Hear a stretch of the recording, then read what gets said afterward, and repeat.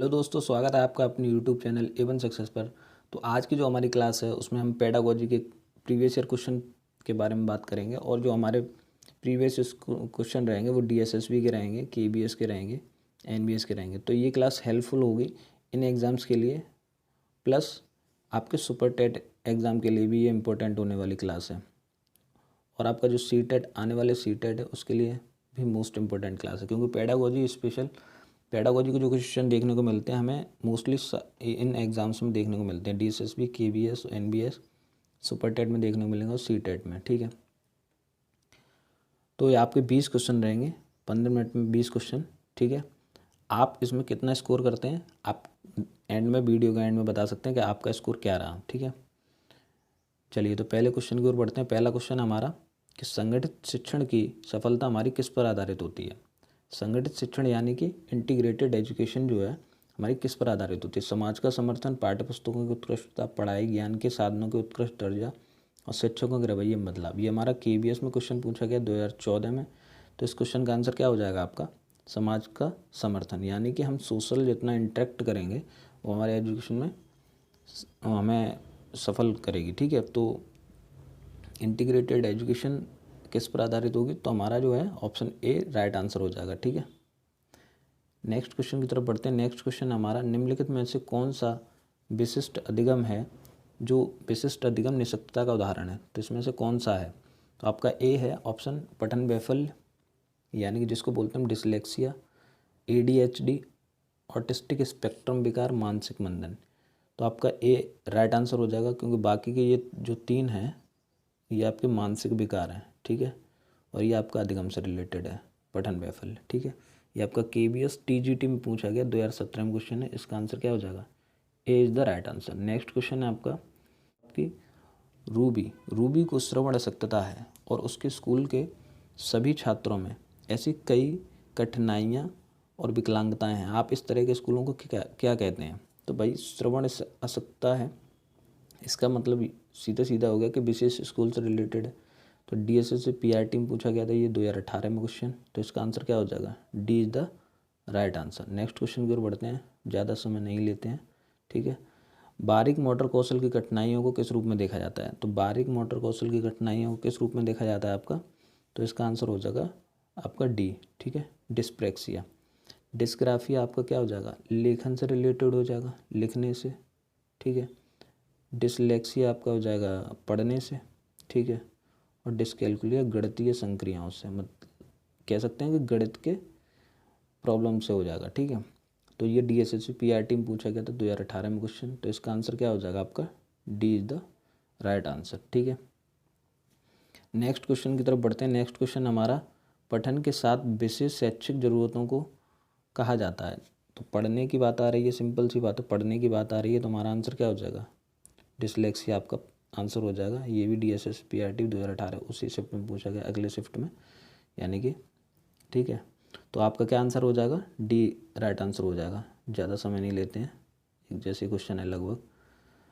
Dyslexia का लक्षण क्या है, किस में कठिनाई होती है डिसलेक्सिया में, तो संख्या नहीं होगा, लेखन नहीं होगा। ठीक है, आपका संक्षिप्त संकल्पना भी नहीं होगा, ये आपका मूल पाठ समझना हो जाएगा। तो आपका राइट आंसर क्या हो जाएगा, A is the right answer. ठीक है, यानी कि हम कह सकते हैं कि जो आपका राइट आंसर हो जाएगा ए। ठीक है, केबीएस जो पीआरटी है उसमें ये 2017 में पूछा गया था। ठीक, नेक्स्ट क्वेश्चन की ओर बढ़ते हैं। नेक्स्ट क्वेश्चन है विकलांगता जो एक बालक के हस्तलेख, यानी कि यहाँ क्वेश्चन पर अगर गौर करेंगे तो हस्तलेख योग्यता और सूक्ष्म प्रेरक कौशल को प्रभावित करती है। तो कौन सी विकलांगता, ये केबीएस पीआरटी 2017 का क्वेश्चन है। आप बताइए आपने क्या लगाया इसका आंसर, पहले आप करिए उसके बाद में आंसर बताएंगे। ठीक है, तो डिस्ग्राफिया आपका हस्त लिखने से रिलेटेड हो गया, यानी कि ग्राफ लिखने से रिलेटेड हो गया, डिस्ग्राफिया हो जाएगा आंसर, यानी कि B is the right answer. ठीक, नेक्स्ट क्वेश्चन की ओर बढ़ते हैं कि एक बच्चा एंड को 10 लिख रहा है और स्टेयर्ड को स्टार्टेड लिख रहा है, लिख नहीं रहा है, यानी कि अंतर नहीं कर पा रहा है वो। तो अंतर नहीं कर पा रहा है, ऐसी स्थिति में क्या होगा, तो उसको कौन से किस स्थिति में है वो, क्या विकार है उसको, ये आपको बताना है। कि पहला ऑप्शन ये है डिस्मॉर्फिया, दूसरा ऑप्शन डिसलेक्सिया, तीसरा है डिस्कैलकुलिया है, या चौथा है डिस्ग्राफिया। उसमें से KVS PRT का 2017 क्वेश्चन पूछा हुआ है, आपका इसका आंसर क्या हो जाएगा? उसको क्या है? डिसलेक्सिया। ठीक है, वो आंसर नहीं बता पा रहा है, समझ नहीं पा रहा है, यानी कि पढ़ने में उसको प्रॉब्लम हो रही है। ठीक है, तो डिसलेक्सिया आंसर हो जाएगा B. B is the right answer. Next question है, जब कोई शिक्षिका एक आंखों से कमज़ोर शिक्षार्थी को बाकी शिक्षार्थियों के साथ समूह गतिविधियों में सम्मिलित करती है, तब वह सम्मिलित शिक्षण के मनोभाव में काम करती है। आंखों से कमज़ोर शिक्षार्थी की ओर सभी शिक्षार्थियों को सहानुभूति जताने में सहायता करती है, या आंखों से कमज़ोर शिक्षार्थी पर संभवतः दबाव डाल रही है, या फिर क्लास में शिक्षण में बाधा उत्पन्न कर रही है। इनमें से क्या कर रही है? ऑप्शन बताना है आपको आंसर। तो ये KBS आपका 2014 में पूछा गया क्वेश्चन है। ठीक है, तो ऐसी स्थिति में वो क्या कर रही है? वो आपका राइट आंसर हो जाएगा ए, सम्मिलित शिक्षण के मनोभाव से काम करती है वो। ठीक है, नेक्स्ट आंसर हो जाएगा, यानी कि आपका आंसर क्या हो जाएगा? नेक्स्ट क्वेश्चन क्या हो जाएगा आपका? नेक्स्ट क्वेश्चन आ जाएगा आपका पढ़ने की असमर्थता। तो यानी कि डिसलेक्सिया किससे है? डिसलेक्सिया किससे रिलेटेड है? डिसलेक्सिया आपकी पढ़ने से रिलेटेड है, यानी कि यहीं PRT में पूछा गया है, और यहीं अगर डिसग्राफिया होता तो आपका लिखने से रिलेटेड हो जाता। ठीक है, तो आपका आंसर हो जाएगा सी। नेक्स्ट क्वेश्चन है, छात्रों के अधिगम कठिनाइयों को हल करने के लिए विशेषकर प्राथमिक स्तर पर उपयोग में लाया जाने वाला श्रेष्ठ तरीका क्या है? तो श्रेष्ठ तरीका अपंगता अनुसार उपयुक्त शिक्षण पद्धतियों का उपयोग, महंगा और चमकदार सामग्री का उपयोग, सरल एवं रुचिकर पाठ्यपुस्तक, कहानी सुनाने की पद्धति। ये आपका PRT में पूछा गया है, तो इसका आंसर हो जाएगा आपका ऑप्शन ए, यानी कि अपंगता के अनुसार, यानी कि उसे जो प्रॉब्लम उसके अनुसार शिक्षण पद्धतियों का प्रयोग करना हो जाएगा। ठीक है, इसका राइट आंसर ए हो जाएगा। नेक्स्ट क्वेश्चन है आपका, एक अध्यापक का सबसे महत्वपूर्ण कार्य क्या हो सकता है? यानी क्या होगा सबसे महत्वपूर्ण कार्य? जहाँ भी आवश्यकता उपचारात्मक सहायता कर दी है, ये भी सही है। प्रभावी अध्यापन करना, ये भी बात ठीक है। लेकिन कक्षा में व्यवस्था और अनुशासन कायम रखना, ये भी ठीक है। बच्चों के विकास में मार्गदर्शित करना, मार्गदर्शन इम्पोर्टेंट हो जाता है। ठीक है, तो आपका आंसर क्या हो जाएगा? D is the right answer. ये आपका KBS TGT में पूछा गया क्वेश्चन है। ठीक है, 2017 में। आपने क्या लगाया वो भी आप बताएंगे। ठीक, परामर्श प्रक्रिया की निम्नलिखित अवस्थाओं को उस अनुक्रम में रखें जिसमें इसका पालन किया जाता है। तो पहला है कि परानुभूतिक समझ स्थापित करना, दूसरा समापन और अनुवृत्ति कार्रवाई, तीसरा आरंभिक प्रक्रियाएं, चौथा है अंतःक्षेपी कार्यनीतियाँ। तो इसका राइट आंसर क्या हो जाएगा? इसका आपका राइट आंसर हो जाएगा ए, यानी कि पहले आएगा परानुभूतिक, ये, फिर उसके बाद आएगा थर्ड आरंभिक प्रक्रियाएं चालू करेंगे, फिर उसके बाद कार्रवाई चालू करेंगे। ठीक है, फिर लास्ट जो आपका आएगा अंतःक्षेपी कार्यनीतियाँ। ठीक है, चौथा। तो आपका राइट आंसर क्या हो जाएगा? आपका राइट आंसर ए हो जाएगा, और ये आपका TGT KBS 2017 में पूछा गया क्वेश्चन है। ठीक है, नेक्स्ट क्वेश्चन की ओर बढ़ते हैं। निम्नलिखित में से क्या परामर्श की विशिष्टता नहीं है? ऑप्शन ए है वातावरण निर्माण, स्वतंत्र अभिव्यक्ति के अवसर, परामर्शदाता की सक्रियता, व्यक्तिगत साक्षात्कार। तो इसका आंसर क्या हो जाएगा आपका? ऑप्शन डी, ये आपके परामर्शदाता की विशिष्टता नहीं है। ठीक है, KBS 2017 में पूछा गया क्वेश्चन है, इसका आंसर क्या हो जाएगा? डी। नेक्स्ट क्वेश्चन की तरफ बढ़ते हैं। नेक्स्ट क्वेश्चन काफ़ी बड़ा है। ऐसे क्वेश्चन स्टेटमेंट वाले जो क्वेश्चन है वो DSSB में पूछे जाते हैं। तो पारंपरिक मूल्यांकन के बारे में निम्नलिखित में से कौन सा सही है? चिकित्सा मॉडल पर आधारित होनी चाहिए, या प्रक्रियाओं को पाठ्यक्रम में सम्मिलित किया जाना चाहिए? तो इसका आंसर क्या हो जाएगा आपका?